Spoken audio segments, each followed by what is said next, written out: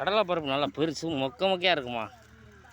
என்னைக்கு நல்லா ஆகும் இன்னைக்கு விதப்புக்கு. இல்லை இல்லை ஒரு 2 கீழே விழுந்துருக்கு அவ்வளோதான். அச்சியாகவே இருக்காது. அங்கே வேற வேலைச்சுக்கு இருக்காரா, சீக்கிரமாக போனோம். போ நீ அந்த இப்போ சீக்கிரம் முடிச்சுன்னா அப்படியே போவோம். அங்கே குறியாலும் இங்கே காலைல